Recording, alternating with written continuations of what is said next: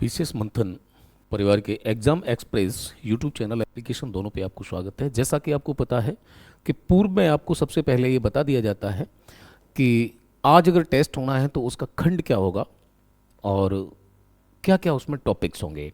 आज जो हमारा टेस्ट नंबर है तो वो टेस्ट नंबर 47/90 है। और इसमें आज हम देखते हैं तो जो हमारे दो खंड हुए हैं उनमें आप देखते हैं पानीपत का युद्ध यानी कि 1526 से लेकर औरंगजेब की मृत्यु तक 1707 यहाँ तक के खंड को बोलते हैं हम मध्यकालीन इतिहास। उसमें मुगलों की बात चल रही है तो अभी उनके बारे में हमने विभिन्न बातें जानी पिछले वाले टेस्ट में। उसमें कुछ क्षमा चाहूँगा, भूल बस ऐसा हुआ कि कहीं आवाज़ नहीं आ पाई तो उसको मैं ठीक करूँगा। लेकिन आज हम बात करेंगे इनकी स्थापत्य कला, इनकी संस्कृति, इनकी चित्रकला और इनकी प्रशासनिक व्यवस्था के संदर्भ में। चलिए तो बगैर समय बिताए देरी किए हम अपने आज टेस्ट की ओर बढ़ते हैं। तो आज के टेस्ट नंबर का क्वेश्चन नंबर 1 है, मुगल उत्तराधिकार के संदर्भ में निम्नलिखित कथनों पर विचार कीजिए। तो मुगल उत्तराधिकार की बात की हुई है तो बोला है कि मुगल ज्येष्ठाधिकार के नियमों में विश्वास करते थे जिनमें ज्येष्ठ पुत्र पिता के राज्य का उत्तराधिकारी होता था। क्या बोला है कि विश्वास करते थे, नहीं, ठीक है, लिखा है उत्तराधिकारी में सहदायाद की मुगल तैमूर वंशों की प्रथा को अपनाते थे। यानी आपके लिए एक नया वर्ड है, ये है सहदायाद, यानी कि जायदाद जो है उसके लिए सहदायाद। तो कुल मिलाकर के बोलते हैं तो मुगल ज्येष्ठाधिकार के नियमों में विश्वास नहीं करते, क्योंकि बाबर जब भारत में आता है वो सबसे पहले यहाँ अध्ययन करता है तो वो देखता है कि भाइयों में संघर्ष क्यों होता है। वो संघर्ष इसलिए होता है कि ज्येष्ठ पुत्राधिकार यानी कि राजा का जो सबसे बड़ा बेटा है वही उसका क्या बनेगा, उत्तराधिकारी बनता है। इसी कारण देखते हैं रामायण भी हुई थी, माँ कैकेयी रूठ गई थी। तो वो क्या है कि ये ज्येष्ठाधिकार में विश्वास नहीं करते थे। इसी कारण बाबर ने क्या किया था कि अपने साम्राज्य को अपने 4 पुत्रों हिंदाल, हुमायूं, अस्करी और कामरान बराबर क्या किया था, बांट दिया था। ठीक है, तो बोला कौन से कथन सत्य हैं, तो केवल स्टेटमेंट कौन सा करेक्ट होगा, आपका 2 होगा। ठीक है, आइए आते हैं बी, मुगल ज्येष्ठाधिकार के नियम में विश्वास नहीं करते थे। इसके विपरीत वे सहजाजायद या सहदायाद की मुगल एवं तैमूर वंशों की प्रथा को अपनाते थे जिसमें उत्तराधिकार का विभाजन समस्त पुत्रों में कर दिया जाता था। ठीक है, ये है। तीसरा, मुगल काल में जमींदार शब्द का प्रयोग। ठीक है, आइए देख लीजिए थे, मुगल काल में एक वर्ड मिलेगा आपको, जमींदार शब्द का प्रयोग जो है वो किसके लिए किया जाता था। पहला है किसी ग्राम के मुखिया जो राजस्व एकत्रित करता था उसके लिए किया जाता था।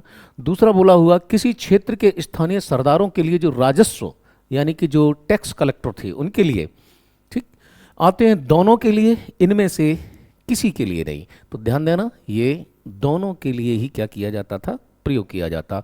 यानी ग्राम का मुखिया भी जमींदार था और सरदार जो ग्राम के होते थे जो राजस्व को एकत्रित करते थे उनके लिए भी इस शब्द का प्रयोग होता था। ठीक है, आइए, मुगलों की आमदनी का प्रमुख साधन किसानों की उपज से मिलने वाला राजस्व या लगान। अधिकतर स्थानों पर किसान गांव के मुखिया या स्थानीय सरदारों के माध्यम से राजस्व देते थे। समस्त मध्यस्थों के लिए, चाहे वह ग्राम मुखिया हो या फिर शक्तिशाली सरदार हो, मुगल इनके लिए ही जमींदार शब्द का प्रयोग करते थे। जैसे शेरशाह सूरी को देखते हैं तो वो रैयतवाड़ी व्यवस्था में विश्वास रखता था, लेकिन इनके यहाँ एक मीडिएटर आ गया, कौन, जमींदार। ठीक, और इसी जमींदार को रखेंगे जमींदारी व्यवस्था में, कौन, अंग्रेज। ठीक, आइए निम्नलिखित कथनों पर विचार कीजिए। अकबर ने इबादत खाने में विभिन्न धार्मिक गुरुओं के साथ धर्म के मसलों पर चर्चा शुरू की। बिल्कुल, इबादत खाना उसने जो है बनाया था, उसमें विभिन्न धर्मों के गुरुओं को बुलाया और उनसे चर्चा की। फिर उसने निष्कर्ष पहुंचा क्या कि इबादत खाने में चर्चाओं के दौरान अकबर की समझ बनी कि जो विद्वान धार्मिक रीति और मतांधता पर बल देते थे वे अक्सर कट्टर होते थे, यानी कट्टर हो जाते थे या कट्टर होते थे। तो बोल रहा है कि इसमें से स्टेटमेंट कौन सा सही है। देखिए, इबादत खाने में विभिन्न धार्मिक गुरुओं को बुलाया, इसमें कोई डाउट नहीं अगर आपने हिस्ट्री पढ़ी है। दूसरे वाले में देखें तो उसने जो अपनी एक सोच बनाई थी वो कि जो मतांधता में विलीन हो जाते थे तो वो क्या होते थे, वो कट्टर हो जाते थे, ये बात बोली गई है। तो बोला कौन से कथन सही नहीं है, इस बात पे देखें तो स्टेटमेंट पहला भी करेक्ट है और स्टेटमेंट दूसरा भी करेक्ट है, यानी कि आंसर होगा आपका ना तो एक ना ही दो, क्योंकि दोनों ही स्टेटमेंट कैसे हमारे सही हैं। ठीक, आगे बढ़ते हैं, व्याख्या पे आते हैं। 1570 में जब अकबर ने फतेहपुर सीकरी में था तो उसने रोमन कैथोलिक के पादरियों, जरथुस्ट्र धर्म के अनुयायियों, उलेमाओं, ब्राह्मणों के साथ धर्म के मामलों पर चर्चा शुरू की। ये चर्चाएं इबादत खाने में हुई।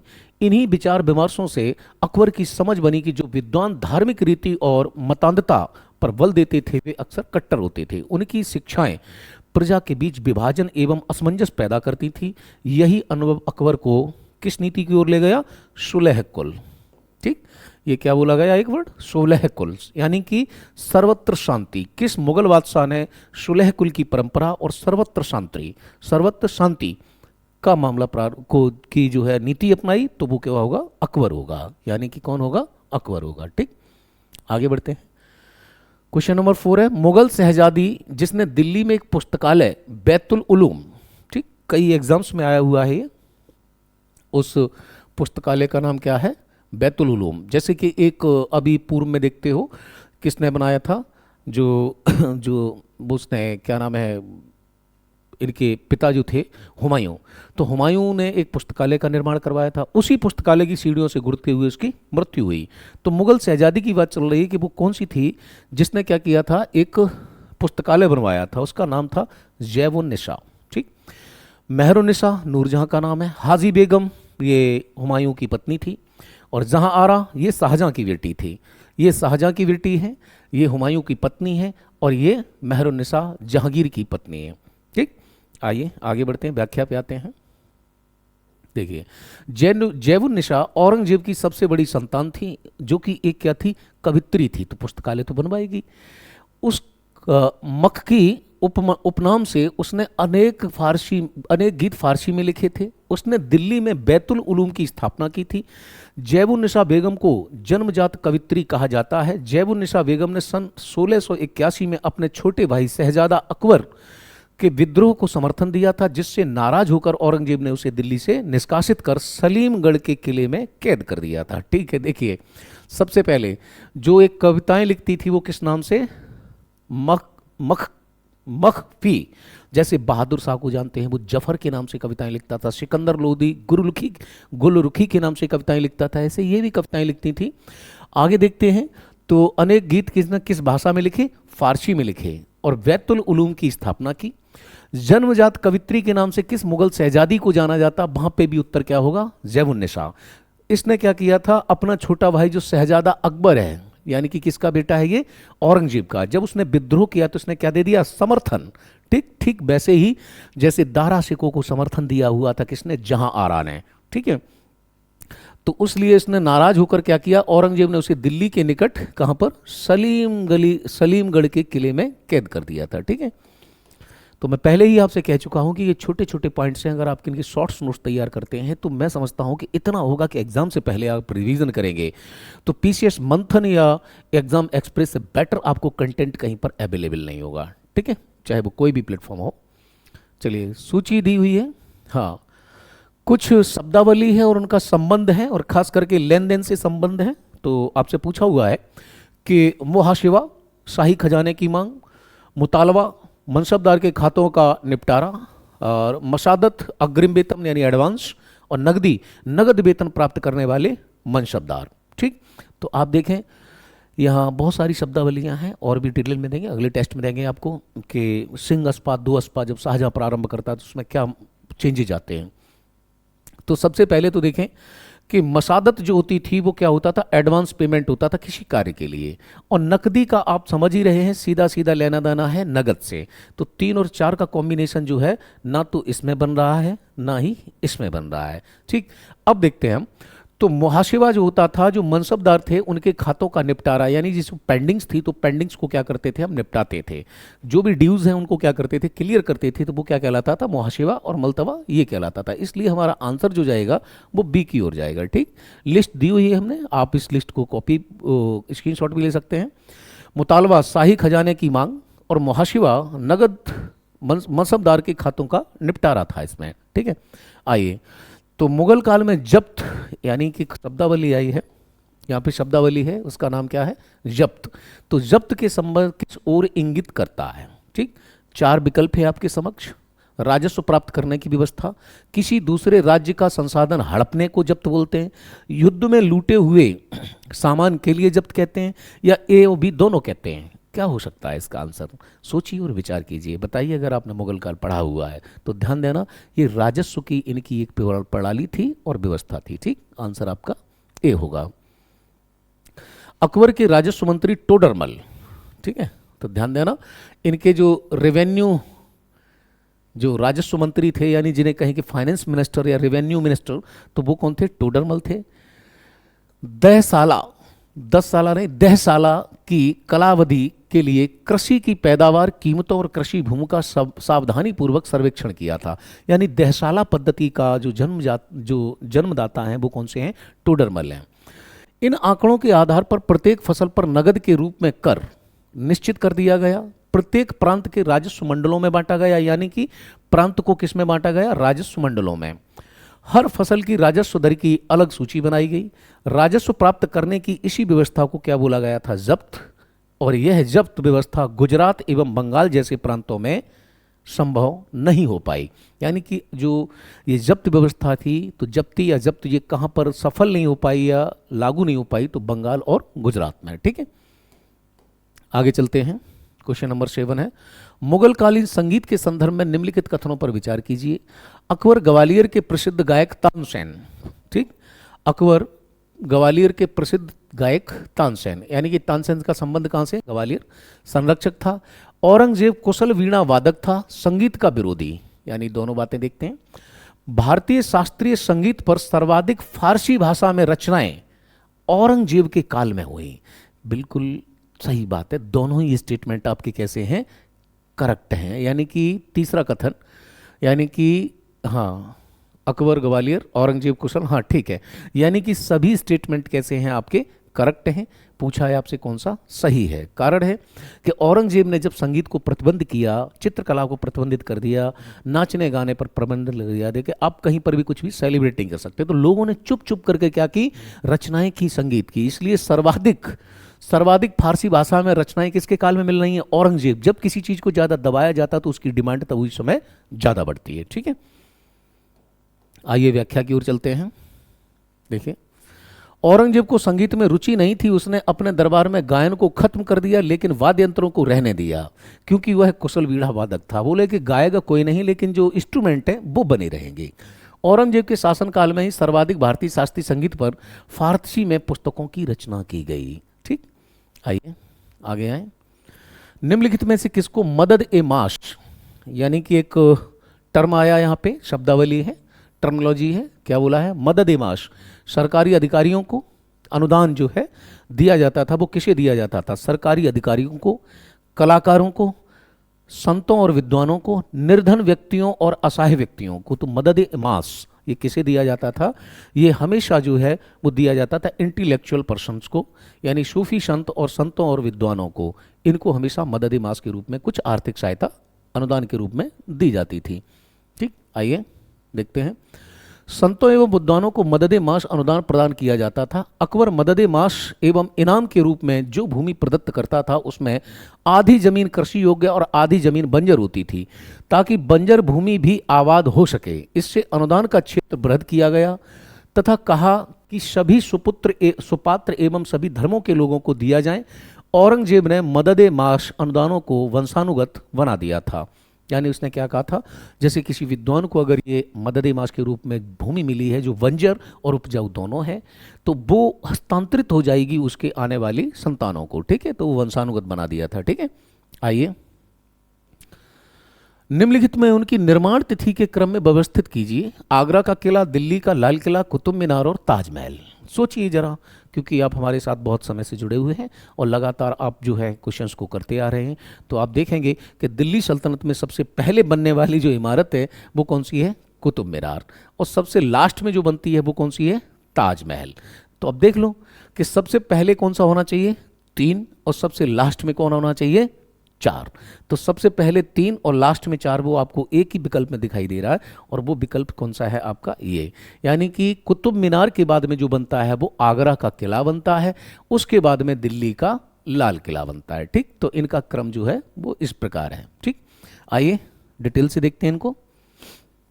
डिटेल से देखते हैं तो ये कुतुब मीनार का निर्माण कुतुबुद्दीन ऐबक ने शुरू किया था। इल्तुतमिश में 1231 और 32 में इसको क्या करवाया था, पूरा। यानी कि निर्माण किसने प्रारंभ करवाया, कुतुबुद्दीन ऐबक ने, जिसने 2.5 दिन का झोपड़ा बनाया था। ठीक है, कुब्बत उल इस्लाम मस्जिद भी बनवाई थी, लेकिन इल्तुतमिश ने इसको कंप्लीट किया था। आगरे के किले का निर्माण अकबर ने 1565 में कासिम खां की देखरेख में करवाया था। दिल्ली का लाल किले का निर्माण शाहजहां ने 1648 में करवाया था। ताजमहल का निर्माण कब, 1631 में प्रारंभ हुआ, और लगभग 21 साल बाद 1652 में इसका निर्माण कार्य पूरा हुआ। ठीक, तो इसको याद रखेंगे आप। कथन कारण का क्वेश्चन है। अकबर ने अपने शासनकाल में जागीरों की बड़ी सावधानी पूर्वक आकलन किया, यानी कि टोडरमल जो है, जागीरों का बड़ी सावधानी पूर्वक क्या किया, आकलन किया, ताकि इन जागीरों का राजस्व मनसबदारों के वेतन के तकरीबन बराबर हो, यानी कि कोई सताया ना जाए, क्योंकि नेशनल किंग है, राष्ट्रीय राजा है, इसलिए। तो ए आर दोनों सही हैं और ए आर की सही व्याख्या भी कर रहा है। ठीक, ऑप्शन आपका ए सही हो जाएगा यहाँ पे। आइए देखिए, क्योंकि सावधानी ताकि आकलन का राजस्व मनसबदार के वेतन से ज्यादा ना हो, तकरीबन वेतन के बराबर हो। चलिए आइए, दारा सिकों के संदर्भ में कुछ स्टेटमेंट्स हैं, आइए देखते हैं। उन्होंने गीता का फारसी भाषा में अनुवाद करवाया, सही है। उपनिषदों को दिव्य ग्रंथ की संज्ञा दी। उन्होंने सर ए अकबर के नाम से कितने उपनिषद, 52 उपनिषदों का अनुवाद करवाया। पूछ रहा है आपसे कि सत्य कौन से हैं, तो ध्यान देना, दिव्य ग्रंथ की जो उपमा है उन्होंने वेदों को दी है, ना कि उपनिषदों को। ठीक है, तो इसलिए आपका कौन सा गलत हो जाता है, दूसरा वाला गलत होता है। 1 और 3 आपके सही हैं, इसलिए विकल्प आपका सी सही होता है। ठीक है, आगे बढ़ते हैं। उन्होंने वेदों को दिव्य ग्रंथ की संज्ञा दी। ठीक है, आइए, मुगल काल में स्थायी सेना और उच्च प्रशासनिक अधिकारियों को नगद वेतन दिया जाता था। मुगलों द्वारा भू राजस्व का निर्धारण जप्ती प्रणाली के तहत किया जाता था। तो लैंड रेवेन्यू कितना होगा, ये कैसे डिसाइडेड होगा, वही टोडरमल की दहसाला पद्धति, जिसमें एक वर्ड आया था क्या, जब्त, और जब्त को ही जप्ती। और बोला कौन से कथन सही हैं, तो स्थायी सेना, यानी कि मुगल काल को देखें कि तो वास्तव में वो जो है एक मिलिट्री शासन था, सैन्य प्रशासन। ठीक, और उच्च प्रशासनिक अधिकारियों को नगद वेतन यानी कैश पेमेंट देते थे, जो इनके हाईएस्ट रैंक के ऑफिसर्स थे। ठीक, तो मुगल द्वारा भू राजस्व, तो दोनों ही स्टेटमेंट जो है हमारे कैसे हो जाते हैं यहाँ पे, करेक्ट हैं। ये दोनों स्टेटमेंट आपके कैसे हैं, करेक्ट हैं। आगे बढ़ते हैं हम, आइए। मुगलों की नीति अर्थव्यवस्था के वाणिज्यीकरण का विकास करना था। वे स्थायी सेना और उच्च प्रशासनिक अधिकारियों यानी सरदारों को छोड़कर नगद वेतन देते थे। जप्ती प्रणाली के तहत भू राजस्व का निर्धारण नकदी में किया जाता था। ठीक है, लैंड रेवेन्यू जो आएगा वो कैसे आएगा, कैश में आएगा। बाबर के संदर्भ में निम्नलिखित कथनों पर विचार कीजिए। मुगल काल में बाबर छाया रहा। आगे देखते हैं। बाबर राजा मानसिंह यानी बाबर ने राजा मानसिंह और राजा विक्रमजीत द्वारा ग्वालियर में बनाई इमारतों से बहुत प्रभावित हुआ। यानी बाबर राजा मानसिंह और विक्रमजीत के द्वारा ग्वालियर में बनाई गई जो इमारतें थीं उनसे बहुत क्या हुआ, प्रभावित हुआ। आगे है, बाबर के द्वारा बनवाई गई कुल 4 मस्जिदों में संप्रति में प्राप्त होती हैं। इसके द्वारा कितनी, 4 मस्जिद की बात कर रहा। बाबर द्वारा बनवाई गई मस्जिदों में एक पानीपत और दूसरी संभल में है। ये दोनों मस्जिदें 1529 में तैयार की गई। जैसे अभी अगर आप करंट अफेयर पढ़ रहे होंगे तो आज कुछ समय पहले आप देखें संभल मस्जिद की खुदवाई करवाई जा रही थी, वो जो बहुत न्यूज़ में चर्चा रही, उस पर कोर्ट ने रोक भी लगाई, रिपोर्ट भी गई, बोला गया था उस मस्जिद के नीचे ठीक क्या था, मंदिर था। तो ये विवादित था, करंट अफेयर का क्वेश्चन भी है, तो हो सकता है आने वाले एग्जाम्स के लिए बहुत महत्वपूर्ण हो कि संभल की मस्जिद का निर्माण किसने कराया था, तो बाबर। ठीक, तो हम देखते हैं, तो बाबर द्वारा बनवाई गई मस्जिदों में पानीपत तो ये थी। बोला कौन से सही हैं, तो सही की बात करें तो 4 नहीं थी, यानी स्टेटमेंट आपका 2 कैसा होता, इनकरेक्ट है। पहला भी सही है और दूसरा तीसरा भी सही है, तो आंसर होगा आपका 1 और 3, ये सही है विकल्प आपके। आगे बढ़ते हैं हम। मुगल बादशाह बाबर इमारतें बनवाने का शौकीन था। उसने भारत में पाया कि मजदूरी बहुत सस्ती है, यानी कि यहाँ जो लेबर कॉस्ट है वो बहुत डाउन है।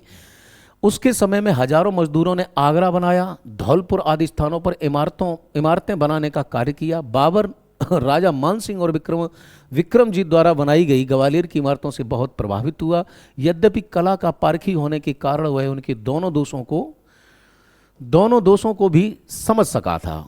अपने थोड़े समय में बाबर ने बड़ी इमारतें बनवाने का कार्य नहीं किया। उसने कुएं, तालाब, फव्वारे, स्नानगृह आदि बनवाए जो समय के प्रभाव के कारण नष्ट हो गए अथवा सूर्यवंश के शासकों द्वारा नष्ट कर दिए गए। उसके समय केवल सूर्यवंश के शासकों द्वारा नष्ट कर दिए गए, क्योंकि सूर्यवंश में एक ऐसा भी शासक था जिसका नाम था शेरशाह सूरी। जब उसने क्या किया, उसने जब दिल्ली से हुमायूं को निकाल दिया, हुमायूं भाग गया, निर्वासित जीवन जी रहा था, तो शेरशाह सूरी पहुंचता है कहाँ पे, दिल्ली। तो दिल्ली में सबसे पहले उसकी नज़र पड़ती है कहाँ पर, पुराने किले पे, जो चिड़ियाघर के पास में है, प्रगति मैदान के पास में। तो क्या कहता है, ये क्या है, बोले ये बहुत पुराना किला है जो कि एक प्राग ऐतिहासिक काल था। तो बाबर कहता है, वो शेरशाह सूरी कहता है कि इसको जीर्णोद्धार करो ताकि आने वाली पीढ़ी देख ले। तब लोग कहते हैं कि साहब चलो आपको वो दिखाते हैं वो पुरानी दिल्ली। तो पुरानी दिल्ली में जाता है, तो कहाँ लेके जाते हैं ये, जहाँ पर कुतुब मीनार है, ठीक। तो कुतुब मीनार के पास में जब ये पहुंचता है चिराग दिल्ली में, तो जगह जो है उसका नाम है चिराग दिल्ली। जब कुतुब मीनार के पास पहुंचता है, बोला ये क्या, बोले कि साहब इसको 3 लोगों ने पूरा कराया है, ऐबक से लेके इल्तुतमिश तक। बोले कि क्या है ये, बोले कुतुब मीनार है। बोले ज़्यादा ऊंची नहीं है, बोले कि हाँ ऊंची है। तो एक काम करो, कितने मंजिल है, बोले 7 मंजिल। एक काम करो इसकी 2 मंजिल गिरा दो। तो शेरशाह सूरी तोड़वा देता है। ऐसे ही उसने काफ़ी चीज़ों को विध्वंस किया था, ठीक है। एक मस्जिद पानीपत में काबुली बाग में है और दूसरी रोहिलखंड में, संभल में। रोहिलखंड भाई बरेली वाला है। दोनों मस्जिदें 1529 में, और 1529 में जो युद्ध लड़ता है ना, वो लास्ट वाला युद्ध होता है घाघरा का, क्योंकि इसके 1 साल बाद मृत्यु होती है। उसके समय की तीसरी मस्जिद अयोध्या में है, परंतु इन तीनों में से कोई भी कला का श्रेष्ठ नमूना नहीं कही जा सकती है, ठीक। यानी कि उसने देखें, जो आज जहाँ भगवान श्री राम का मंदिर है वो भी मस्जिद थी, ठीक, वो बनवाई थी उसने, और ये 2 मस्जिद और बनवाई थी उसने, ठीक है। तो 4 मस्जिद नहीं थी, मस्जिद कितनी थी, 3 थी। चलिए, निम्नलिखित में से कौन सी इमारत फतेहपुर सीकरी में अवस्थित है। ध्यान से देखिए क्वेश्चन को, फिर उसके बाद में बताइए। तो हिरन महल है क्या, शेख सलीम चिश्ती का मकबरा, हाँ ये तो कन्फर्म है। बीरबल का महल आगरा में है या फतेहपुर सीकरी में है। बोले मरियम महल, ये कहाँ है, और तुर्की सुल्ताना का महल।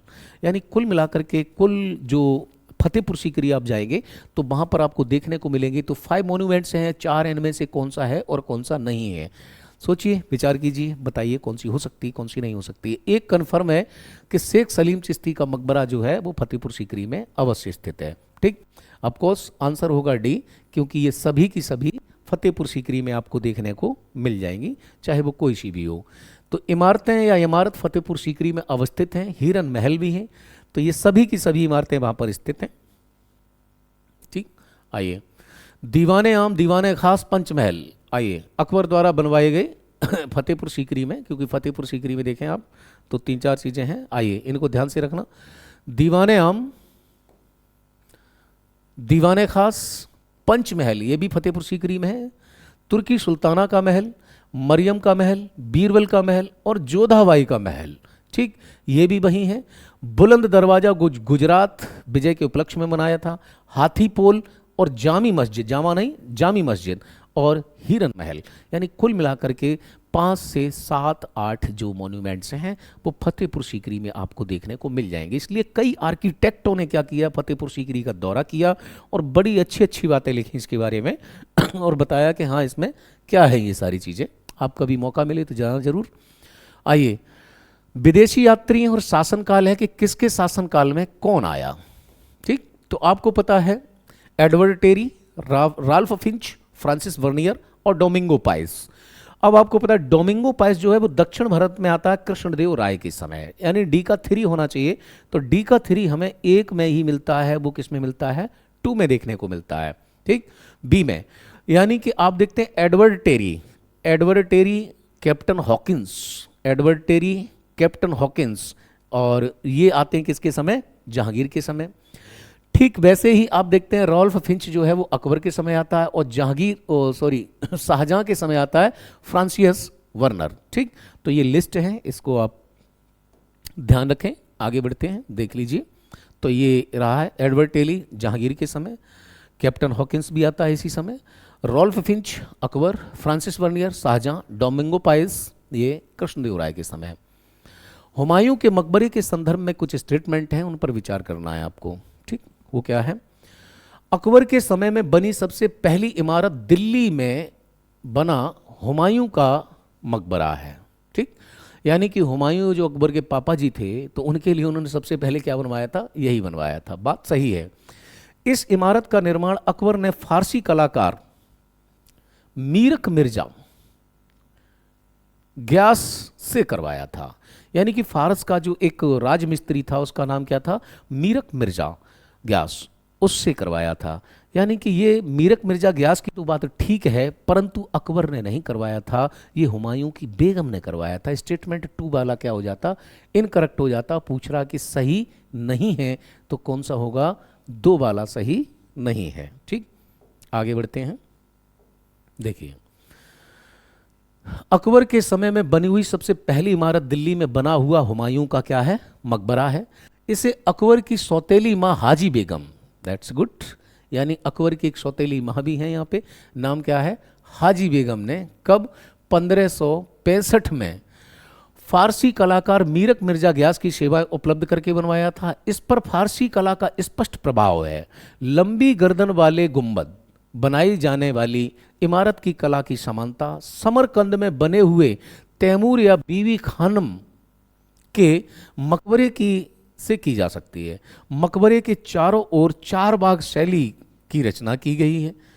यह 4 बाग पद्धति से बना हुआ प्रथम स्थापत्य स्मारक है। यानी कि भारत में जो 4 बाग, यानी कि कुल मिलाकर के क्या करते हैं कि एक बीच में स्क्वायर ट्यूब से जो जहाँ पे हम मकबरा या मॉन्यूमेंट्स बनाते हैं उसके चारों ओर 4 टाइप के बाग बनाते हैं, इसलिए 4 बाग पद्धति से बना हुआ पहला मकबरा है।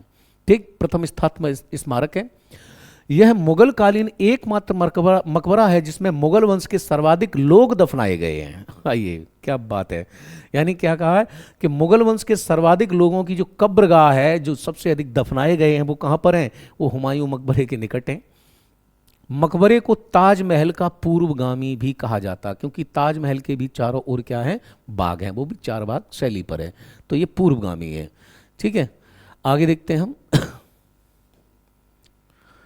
लिखा है, निम्नलिखित में से किस स्थापत्य को पर्सी ब्राउन ने स्थापत्य कला का मोती कहा है? ठीक, तो जो पर्सी ब्राउन है एक आर्किटेक्ट हैं, इतिहासकार भी हैं। पर्सी ब्राउन महोदय ने क्या बोला? स्थापत्य कला का मोती है। किसको बोला है? फतेहपुर सीकरी का पंचमहल, हुमायूं का मकबरा, आगरा का ताजमहल, क्या लगता है, या तुर्की सुल्ताना का महल? तो ध्यान देना, फतेहपुर सीकरी में जो स्थित तुर्की सुल्ताना का महल है, इसे क्या बोला हुआ है? बोले स्थापत्य कला का ये मोती है, पर्ल है। ठीक, आइए आगे बढ़ते हैं, देखते हैं। तुर्की सुल्ताना का महल इतना सुंदर है कि पर्सी ब्राउन ने स्थापत्य कला का क्या कहा है? मोती कहा है। बुलंद दरवाजे का निर्माण अकबर ने फतेहपुर सीकरी में करवाया। बुलंद दरवाजा ईरान से लाई गई अर्ध गुंबदीय शैली पर बना है। पर्सी ब्राउन ने कहा है कि फतेहपुर सीकरी वस्तुतः पत्थरों में डाला गया एक रोमांस है। नहीं, अब देखिए, पहला स्टेटमेंट बिल्कुल सही है। बुलंद दरवाजा कहाँ बनवाया? फतेहपुर सीकरी में, गुजरात विजय के उपलक्ष्य में है, बिल्कुल करेक्ट है। बुलंद दरवाजा ईरान से लाई गई अर्ध गुंबदीय शैली पर है, बिल्कुल ये बात भी ठीक है। बोले पर्सी ब्राउन ने कहा है कि फतेहपुर सीकरी वस्तुतः पत्थरों में डाला गया एक रोमांस है। ये स्टेटमेंट आपका ये भी सही है और ये वाला गलत हो जाता है। केवल 1 और 2 सही हैं। ठीक, क्यों गलत है? पर्सी ब्राउन ने नहीं, ये बात फर्ग्यूसन ने कही थी। इतिहासकार स्मिथ लिखता है, स्मिथ ने क्या लिखा है? फतेहपुर सीकरी के समान ना तो उससे पहले कुछ ही बन सका और ना ही बाद में बनना संभव है, पत्थरों में डाला गया एक रोमांस है। इसी प्रकार फर्ग्यूसन ने लिखा है, उन सभी को एक इकाई मानकर, यानी कि जो स्टेटमेंट कहा था वो किसने, रोमांस वाला, वो किसने कहा है? स्मिथ, यानी कि जो इतिहासकार स्मिथ हैं इन्होंने ये कहा है। दूसरा, फर्ग्यूसन ने जो कहा है वो क्या लिखा है, उन सभी को एक इकाई मानकर फतेहपुर सीकरी का यह महल पत्थर में ढाला गया रोमांस है, जिसका उदाहरण बहुत ही कम अन्य स्थानों पर पाया जा सकता है। यह महान व्यक्तियों के मस्तिष्क का प्रतिबिंब है, जिससे एक ऐसा पृथक स्वरूप प्रदान किया गया है जैसा सरलता से किसी अन्य सूत्र से प्राप्त नहीं किया जा सकता है। तो ये स्टेटमेंट्स हैं जो दिए गए हैं इनके द्वारा। चलिए आगे बढ़ते हैं। तो ये तानसेन ने निम्नलिखित में से किस संगीत शैली के वाद्य यंत्र, देखिए उन्होंने कही जो है, तानसेन जो है बहुत बड़े संगीतकार थे अकबर के समय के, उनके नवरत्नों में शामिल थे। बोला है कि वो ये नहीं पूछ रहा है कि किस संगीत पद्धति का आविष्कार किया, पूछ रहा है कि म्यूजिक इंस्ट्रूमेंट, मियाँ की तोड़ी राग, रुद्र वीणा, दरबारी कनाडा राग और इनमें से सभी। तो देखिए उन्होंने इन सभी की रचनाएं की हैं, लेकिन आपसे पूछ क्या रहा है, म्यूजिक इंस्ट्रूमेंट के बारे में पूछ रहा है। जैसे अमीर खुसरो ने सितार बनाया था, ठीक है, वीणा और उससे मिला करके, और तबला और जो है कव्वाली गायन प्रारंभ किया था, उन्हें तोता हिंद कहा जाता है। ठीक इसी प्रकार से आप देखेंगे तो इन्होंने जो मियाँ की तोड़ी कोई म्यूजिक इंस्ट्रूमेंट नहीं है, ये भी कोई वाद्य यंत्र नहीं है, ये इन सभी हो नहीं सकता। जो सही आंसर बनता है आपका वो क्या बनता है, रुद्र वीणा। आइए, तानसेन का मूल नाम रामतनु पांडे था। अकबर ने उन्हें कंठ भरावण, ठीक ध्यान देना, अकबर ने उन्हें कंठाभरण वाणी विलास की उपाधि दी थी। ग्वालियर का तानसेन सत्तारी सिलसिले के मोहम्मद गौस का अनुयायी था। ध्यान देना कि ग्वालियर के रहने वाले थे तानसेन, और जो सिलसिले 14 थे जिनका अबू फजल ने जिक्र किया था, अबू फजल ने, तो उनमें जो है गौस का जो है वो क्या था, अनुयायी था। उन्होंने जो खोज की थी वो क्या था, वो रुद्र वीणा था। मियाँ की टोड़ी राग का आविष्कार भी तानसेन ने किया था। मियाँ की मल्हार, मियाँ की टोड़ी, ये जो राग हैं उन्होंने जनरेट किए थे, ठीक है। बैजू बावरा और तानसेन बहुत ज़्यादा फेमस रहे हैं भारतीय संस्कृति में संगीत के लिए। आइए, निम्नलिखित कथनों पर विचार करें और सही कथन का चुनाव करें। अकबर ने चित्रकला को एक संगठन यानी कारखाना का रूप दिया। अकबर ने अब्दुल समद को निरीक्षण में एक चित्रकला विद्यालय का भी स्थापना की। अकबर ने अब्दुल समद के निरीक्षण में एक चित्रकला विद्यालय की स्थापना भी पूछ रहा है। कौन से स्टेटमेंट जो है सही हैं, तो ये दोनों ही स्टेटमेंट आपके कैसे हैं, करेक्ट हैं, ठीक है। अब्दुल समद के निरीक्षण में एक चित्रकला विद्यालय की स्थापना की, ठीक है। आइए, अबुल फजल ने आईने अकबरी में, आईने अकबरी के 34वें भाग में अकबर के दरबार में 17 प्रधान चित्रकारों का उल्लेख किया है, जिनमें 13 चित्रकार कैसे थे, हिंदू थे। अकबर के 2 प्रसिद्ध चित्रकार दसवंत और दसावन यानी वसावन। वसावन को यूरोपीय शैली का विशेषज्ञ माना जाता था, यानी कि यूरोपियन जो शैली है उसके स्पेशलिस्ट थे कौन से, वसावन, ठीक। तो इन चित्रकारों के नाम जरूर याद रखना क्योंकि यहाँ पे फंसा देता है एग्जामिनर। आइए, जहांगीर के समय में बनी सबसे पहली इमारत दिल्ली के सिकंदरा में अकबर का मकबरा है। गौर से पढ़ना क्वेश्चन को, सावधानी हटी दुर्घटना घटी। अकबर के समय में जहांगीर के समय में बनी सबसे पहली इमारत दिल्ली के सिकंदरा, अरे भैया सिकंदरा आगरा में है ना कि दिल्ली में। अकबर का मकबरा सभी जानते हैं कहां पर है, आगरा के समीप सिकंदरा में है ना कि दिल्ली में है। पहला स्टेटमेंट देखते ही आपका कैसा हो गया, रॉन्ग। अकबर के मकबरे में 5 मंजिल 5 चबूतरे पर बनी हैं, जिस पर फारसी में अकबर की प्रशंसा में 36 दोहे लिखे गए हैं। पूरा कौन सा स्टेटमेंट सही है, तो ये बिल्कुल सही है, यानी कि आपका केवल 2 सही है। व्याख्या की ओर बढ़ते हैं। देखिए, जहांगीर के समय में बनी हुई सबसे पहली इमारत आगरा के निकट सिकंदरा में अकबर का क्या है, मकबरा है। इसकी योजना अकबर ने बनाई थी, परंतु जहांगीर ने उसमें थोड़ा परिवर्तन किया और उसे पूर्ण किया। चारों तरफ 1 मील के घेरे में फैले हुए एक विस्तृत बगीचे के मध्य में बना हुआ 5 मंजिल का मकबरा अकबर के विशाल और उदार हृदय का क्या है, प्रतीक है, ठीक। आगे आइए, दक्षिण की तरफ इसका प्रवेश द्वार है और इसके चारों कोनों पर 4 संगमरमर से बने हुए क्या हैं, गुंबद हैं, ठीक। 5 मंजिल 5 चबूतरों पर बनी हुई, जिसमें से प्रत्येक ऊपर की मंजिल की नीचे मंजिल की छोटी होती जाती है, छोटी होती चली जाती है, यानी कि ये कुछ इस शेप टाइप में है। सबसे ऊपर की मंजिल संगमरमर से बनी हुई दीवारों से घिरा एक आंगन है, जिसमें फारसी में अकबर के शासन का प्रशंसा में लिखे गए 36 दोहे, 2 पंक्ति की कविताएं हैं। इस इमारत के ऊपर कोई गुंबद नहीं दिया गया है। अकबर के मकबरे की योजना सरल और सादा होते हुए बहुत प्रभावशाली है। हावेल ने लिखा है, अकबर का मकबरा भारत के महान शासकों में से एक महान शासक के लिए उपयुक्त मकबरा है। इतिहासकार जो हॉलवेल है उसकी बात आ रही है, तो हावेल ने लिखा हुआ है। क्वेश्चन नंबर 22 है, निम्नलिखित कथनों पर विचार कीजिए। औरंगजेब को ललित कला में कोई रुचि नहीं थी। अच्छा जी, ठीक है जी, मान लेते हैं, क्योंकि ये तो दूर दूर तक इसका कोई लेना देना नहीं था। उसने होशंगाबाद में अपनी पत्नी रविया दुर्रानी, यानी दौरानी लिखा हुआ है लेकिन नाम है रविया दुर्रानी, रविया दुर्रानी का मकबरा बनाया। रविया के मकबरे को ताजमहल की फूहड़ नकल कहा जाता है। रविया उद दौरानी के मकबरे को दक्षिण भारत का ताजमहल भी कहा जाता है। 4 स्टेटमेंट हैं, इसमें बताइए कौन सा स्टेटमेंट सही नहीं है, यानी कि आपको असत्य कथन का चयन करना है। अब आपको पता है कि औरंगजेब जो है, शाहजहां, उसके बाद में हुमायूं, उसके पहले अकबर, फिर जहांगीर, इनसे होकर गुजरा। तो औरंगजेब की एक पत्नी थी जिसका नाम था रविया गुर्रानी, सॉरी गुर्रानी नहीं, गुर्रा के कहा होगा उसने शायद ऐसा, रविया दुर्रानी। तो उसने अपने पति से कहा कि तुम्हारे परदादा तो जो अपनी बेगम के लिए, देखिए कितना अच्छा, यानी कि तुम्हारे पापा जो थे शाहजहां, अपनी पत्नी के लिए कितना जबरदस्त तोहफा दे।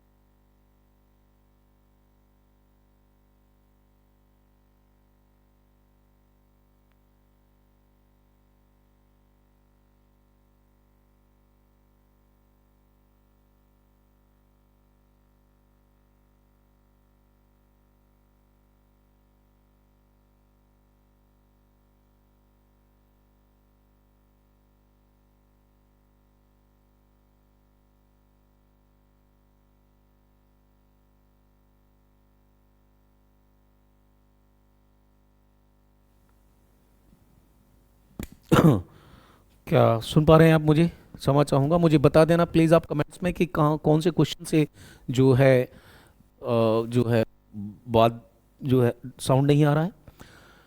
तो मासिर आलमगीरी, चलिए मैं रिपीट कर देता हूँ आपको, देखते हैं कहाँ से, पता नहीं प्रॉब्लम कहाँ से हुई होगी, समझ में नहीं आ रहा। तो मासिर आलमगीरी के संदर्भ में कौन सा कथन सही नहीं है? इसके लेखक साकी मुस्तैद हैं यदुनाथ सरकार, ठीक है, यानी कि एक हमारे इतिहासकार है यदुनाथ सरकार, नाम क्या है?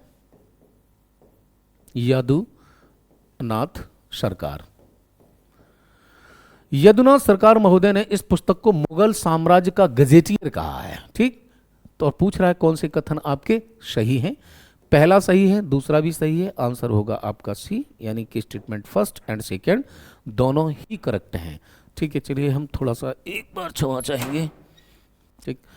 इसके बाद में हम अगले क्वेश्चन की ओर फिर मूवमेंट करते हैं। तो अगला क्वेश्चन हमारा क्वेश्चन नंबर 40 है, और 40 पे जब हम जाते हैं तो उसमें देखते हैं, हाँ, मासिर आलमगीरी मुगल बादशाह औरंगजेब के शासनकाल के इतिहास में है। इसे साकी मुश्ताक खान ने लिखा था, यह फारसी में लिखी किताब है। इसमें सनातनी विद्रोह, वही विद्रोह जिसकी मैं आपसे बात कर रहा था, कब हुआ था? 1672 ईस्वी में जो होता है, औरंगजेब की मृत्यु से कुछ समय पहले होता है, उसकी बात की गई, ठीक है।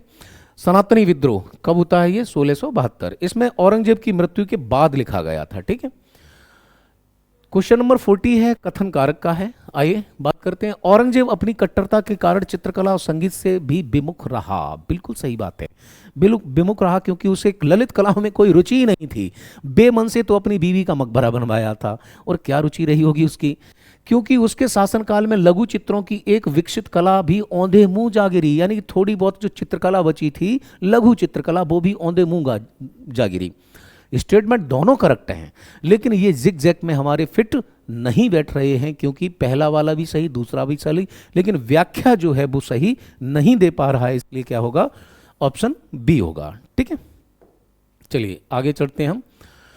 तो मुगल काल के उद्यानों के संदर्भ में कुछ बातें हैं। तो सबसे पहले देखें, जो गार्डन है उनके बारे में सही विकल्प है। शाहजहां ने दिल्ली में शालीमार बाग, नहीं गलत है, शालीमार बाग कहां पर है? ये लाहौर, शालीमार बाग लाहौर में है, इसलिए पहला स्टेटमेंट रॉन्ग है। भारत में पहला मुगल बाग बाबर ने आगरा में लगवाया, जिसे हस्त वहिस्त यानी 8वां स्वर्ग कहा गया। ये वाला बिल्कुल सही है, यानी कि आराम बाग, यानी कि दूसरा वाला विकल्प आपका करेक्ट है। चलिए आगे बढ़ते हैं। क्वेश्चन नंबर 42 है, हुमायूं के मकबरे के संदर्भ में निम्नलिखित कथनों पर विचार करें और सही विकल्प का चुनाव करें, ठीक है। तो सही विकल्प जब देखेंगे, हुमायूं का मकबरा दोहरी गुम्बद वाला प्रथम मुगल मकबरा है। इस मकबरे को ताजमहल का पूर्वगामी मकबरा कहा जाता। बिल्कुल हम इस पे चर्चा भी कर चुके हैं, जो हाजी बेगम ने, इनकी जो पत्नी थी, इनकी जो बेगम थी, उन्होंने बनवाया था, अकबर की सौतेली मां ने, ठीक। तो स्टेटमेंट दोनों ही आपके कैसे हैं? करेक्ट हैं। आइए ऑप्शन सी होगा। हुमायूं का मकबरा दोहरी गुम्बद वाला प्रथम मुगल मकबरा है। हाँ, इसका गुंबद ही इस मकबरे की फारसी प्रभाव का प्रतीक है। गुंबद की तुलना समरकंद में बने तिमूर या बीबी खानम के मकबरे से की जाती है। और सबसे पहली बात जो सबसे महत्वपूर्ण है, तो ये ताजमहल का तो पूर्वगामी है ही, वफादार बीवी का महबूबाना क्या है? पेशकश, और क्या है? तोहफा। वफादार बीबी का महबूबाना तोहफा और पेशकश है अपने शौहर के लिए, इसलिए इसको बोला गया। ऑप्शन सी, यानी कि दोनों ही करेक्ट थे। क्वेश्चन नंबर 43 है, फतेहपुर सीकरी का पंचमहल और अकबर का मकबरा बौद्ध स्थापत्य से प्रभावित है। पर्सी ब्राउन की दृष्टि से अकबर का सिकंदरा स्थित मकबरा बौद्ध विहारों की नकल है, ठीक। तो पहला वाला स्टेटमेंट के बारे में क्या कहते हो, और पर्सी महोदय के बारे में क्या कहते हो? क्या ये सही बात है? हाँ, फतेहपुर सीकरी का पंचमहल और अकबर का मकबरा बौद्ध स्थापत्य से प्रभावित है, बिल्कुल सही बात है। पर्सी ब्राउन की दृष्टि से अकबर का सिकंदरा स्थित मकबरा बौद्ध विहारों की नकल है, नहीं, ये बात गलत है। यानी कि आप देखेंगे तो इसमें सही असत्य कथन केवल दूसरा वाला है, पर्सी महोदय नहीं है, ये बात जो की है। हाँ, फतेहपुर सीकरी का पंचमहल और अकबर का मकबरा बौद्ध स्थापत्य से प्रभावित था। फर्ग्यूसन की दृष्टि से अकबर का सिकंदरा स्थित मकबरा बौद्ध विहारों की नकल है। कुछ विद्वानों की दृष्टि में अकबर ने पंचमहल की प्रेरणा नालंदा आदि में बने हुए बहुमंजिला बौद्ध विहारों से भी ग्रहण की थी, ठीक। आगे, पित्रादूरा, यानी ये एक शैली है, पित्राद्युरा। पित्राद्युरा का मतलब होता था कि पत्थर या संगमरमर में क्या करना है, रत्न जड़ने की जो कला थी उसे क्या बोलते हैं, पित्रादुरा। तो बोले पित्रादुरा का प्रयोग सबसे पहले 1600 में निर्मित उदयपुर के गोल मंडल में किया गया था। बिल्कुल सही बात है। फर्ग्यूसस के अनुसार एतमाददौला का मकबरा अकबर तथा शाहजहां की शैलियों के बीच की एक कड़ी है। किसके द्वारा? फर्ग्यूसन के महोदय द्वारा। नहीं, पहला वाला कथन सत्य है, यानी कि असत्य कथन चुनना है तो सेकंड वाला फिर भी गलत होता, फर्ग्यूसन महोदय नहीं। अब यहां पर आएंगे आपके कौन, वही आएंगे पर्सी ब्राउन। पित्राड्यूरा का प्रयोग सबसे पहले उदयपुर में गोलमंडल में किया गया। अकबर तथा शाहजहां की शैलियों के बीच एक कड़ी है। एतमाददौला का मकबरा किसने कहा? पर्सी ब्राउन ने कहा है। पूर्णता संगमरमर का मकबरा हुसंग शाह का मांडू में निर्मित मकबरा है। आइए, कुछ इमारतें और उनसे संबंधित व्यक्ति हैं, फिर वही। अब आपको दो चीजें पता हैं, कॉमन व्यक्ति बता देगा कि ताजमहल किसकी याद में बना है, मुमताज। बीबी का मकबरा ताजमहल की भद्दी नकल रबिया दुर्रानी। चार मीनार कुतुब मीनार, वो कुतुब कुली शाह। और गोल गुंबज आदिल शाह। ठीक, तो इनको अगर आप सिस्टम से लगाएंगे तो आपका विकल्प निकल के सामने आ जाएगा। ठीक है, आगे बढ़ते हैं। ठीक, हाँ, सूची 1 को सूची 2 से, यानी कि कुछ बुक्स हैं, कुछ लिटरेचर हैं जिसका क्या किया है, ट्रांसलेट किया है और अनुवाद किया गया। तो अनुवाद में देखें, कालिया दमन, रामायण, भगवत पुराण और हितोपदेश। ठीक, तो जो अब्दुल कादिर वदायूनी है, जब उसने रामायण का जो है अनुवाद किया तो अकबर पर बहुत गुस्सा हुआ करता था।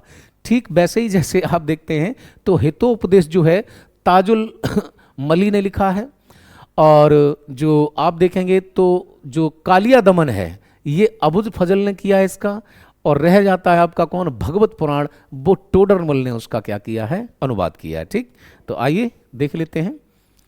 कालिया दमन अबुल फजल, रामायण अब्दुल कादिर वदायूनी, भगवत पुराण टोडरमल और हितोपदेश ताजुल मली।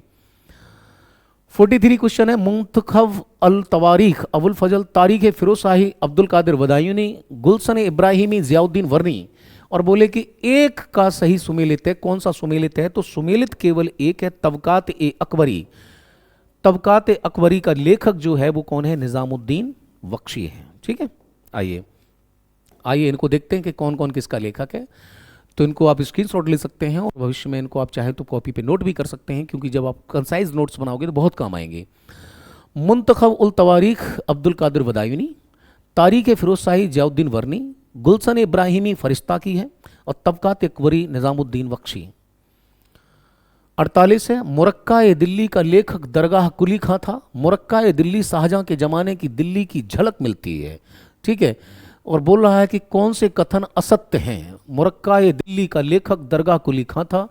मुरक्का ए दिल्ली शाहजहां के जमाने की दिल्ली की झलक मिलती है, गलत बात है जी, शाहजहां के जमाने की नहीं। मुरक्का ए दिल्ली में जो झलक मिलती है वो मिलती है किसकी, मोहम्मद शाह रंगीला। ठीक है, क्या नाम है।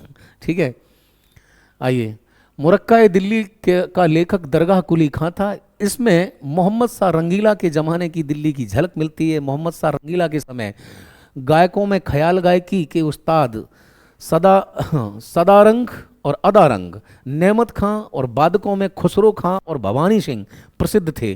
तबला एवं सितार के आविष्कारक खुसरो खां थे। ठीक, तो कुल मिलाकर के मोहम्मद शाह रंगीला, देख रहे नाम देख रहे हैं, मुगल बादशाहों के बाबर के बाद क्या क्या नाम हो रहे हैं।